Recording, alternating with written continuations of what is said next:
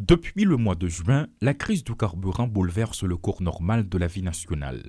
En septembre dernier, le syndicaliste Montes Joseph avait déjà appelé à la grève pour forcer les autorités à réagir.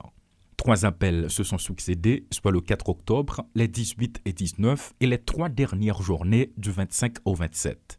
Force est de constater que, jusqu'ici, le carburant est toujours absent des pompes. Une fois de plus, M. Joseph monte au créneau et adresse un nouvel ultimatum au gouvernement. Nous baillons le gouvernement 15 jours. Nous baillons 15 jours. Non seulement nous gagnons jeudi, vendredi, samedi, dimanche, nous pas fait mouvement. Eh bien, semaine là, tout ça, nous pas fait mouvement. Nous baillons tout net en général.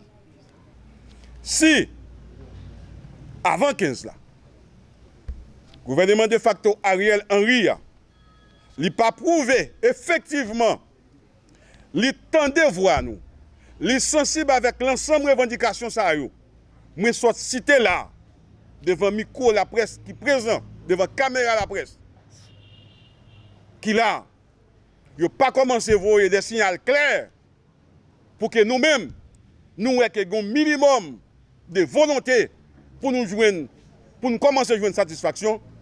Eh bien, nous-mêmes, comme c'est là pour nous vivre, nous pourrons continuer à fermer le pays. Et la liste des revendications du syndicaliste s'allonge. Il n'est plus seulement question de carburant. Des requêtes d'ordre politique s'y sont ajoutées. Malgré l'intervention du Premier ministre Ariel Henry à une heure où la majorité de la population se repose et où l'électricité se fait rare, Montes Joseph maintient sa position. Il dit ne rien avoir contre le chef du gouvernement, mais il fustige son comportement et rejette d'un revers de main cette déclaration concernant la disponibilité des produits pétroliers dans les terminaux.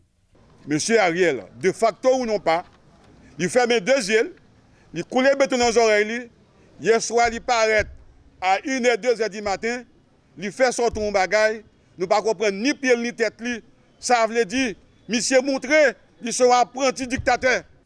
Toutefois, l'absence des autres syndicalistes du secteur des transports en commun, comme Jacques Anderson Desroches, Yvan Joseph, à cette conférence donnée ce vendredi, intrigue. Le 27 octobre dernier, se rappelle-t-on, ils ont levé la grève en annonçant sa reprise le 3 novembre prochain si la situation perdure. À ce moment, Montes Joseph n'était pas remarqué au sein du panel.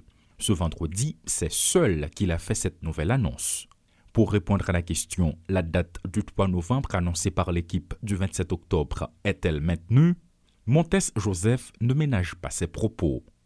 Et nous pourrons recommencer le 15 novembre, côté que nous pourrons paralyser le pays pour de bon.